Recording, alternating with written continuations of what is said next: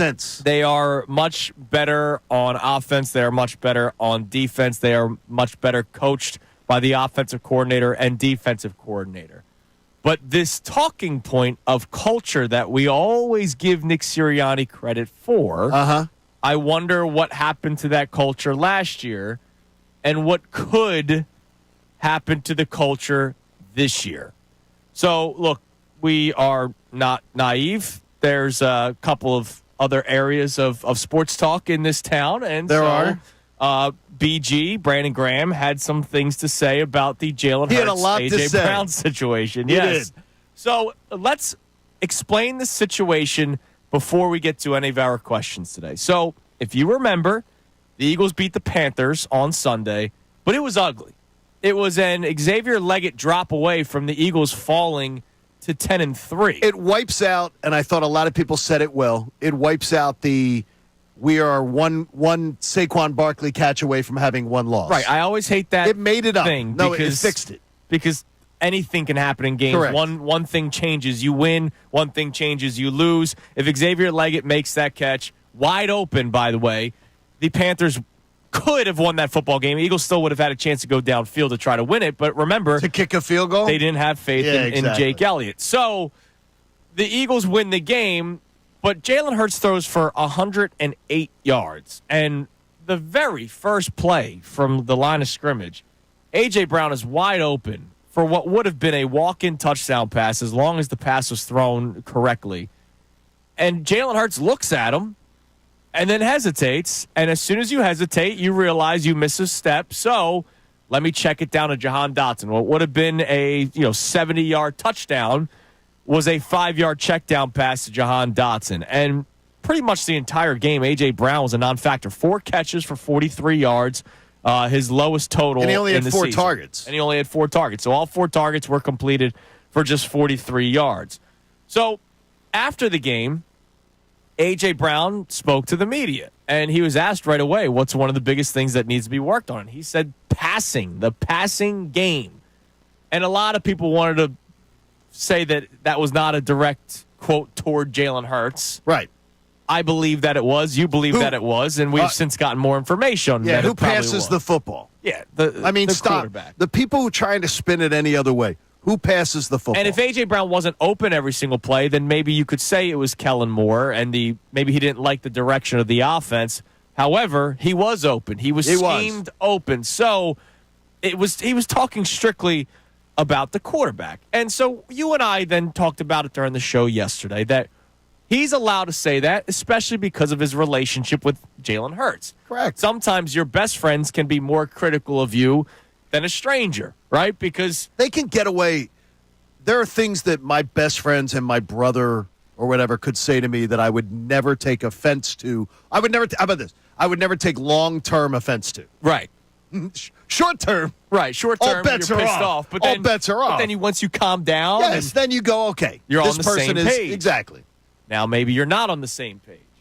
So BG had some things to say about Jalen Hurts and A.J. Brown. And since then, the PR tour has started. The backtracking tour has begun. So Brandon Graham spoke with, by the way, great work by Tim McManus for getting these quotes from BG. I believe John Clark did as well. So Brandon Graham was making his rounds yesterday, and I'm expecting more today from the Eagles. Ian Rappaport is very good at I got a message from a source. Yeah, somebody just sent it to me. Well, wait a minute.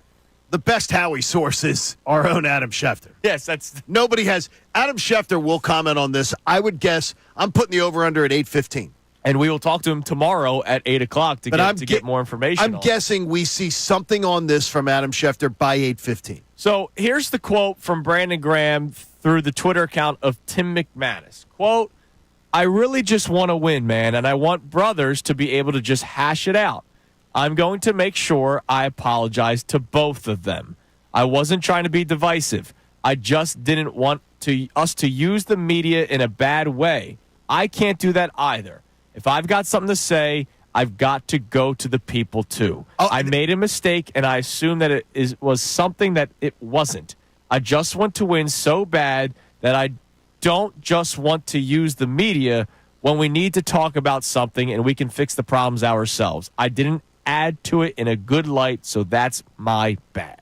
I would tell you right there, first off the bat, if your message is you don't want two other people to use the media to get stuff out, and then you use the media to do that, yeah, that's Brandon Graham's he's too smart, and he's too cultured in football to make that kind of mistake. And more importantly, last year too, remember it was Brandon Graham who was trying to tell us that it was a media creation for Sean Desai. That Sean Desai was getting demoted, which was a load of garbage. So I am going to say, as much as I respect Brandon Graham, I got to tell you, no matter what spin he tries to put on it, he spoke the truth and then tried to backtrack on the truth. And part of me wonders, I think he's really, really, really thinking, how can I be a leader of this team while I'm not on the field? Remember, yes, when he got hurt, that was one of the first things he said. I don't know how I'm going to do it, but I'm going to find a way to be a leader even though I'm not in uniform.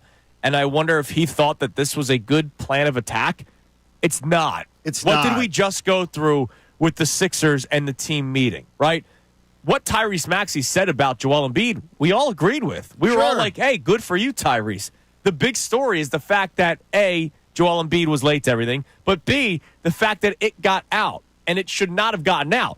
Now, that was anonymous. And it caused hurt feelings. This was straight from the mouth of Brandon Graham. This was not anonymous. This guy, and you mentioned it, he's too smart. This wasn't his first media hit. No. Okay. Not. And more importantly, too, with a guy like Brandon Graham, is a veteran player like this has to know there's stuff that doesn't leave the locker room. In years where I was embedded with a team as a broadcaster and stuff, I witnessed fights between players where guys got in each other's faces, punches thrown in a locker room. Yeah. Like stuff like that. I never, ever went on my radio show and said, have I got scoop for you? Right. Because there's things that are supposed to be sacred to within those walls. Him yapping like that it's just a dumb thing. But one thing that you pointed out in the beginning, and I think we need to reiterate, neither one of us thinks this year resembles last year. No, this is not oh my God, they're going to fall apart. This is not a team, right? This is not a team unraveling. This is not a coaching staff that appeared to be incompetent. Right. So this is a completely different context that we're talking. But we're going to ask that question today for you guys at 610-632-0975. Do you believe that there could be something here that could potentially derail the season?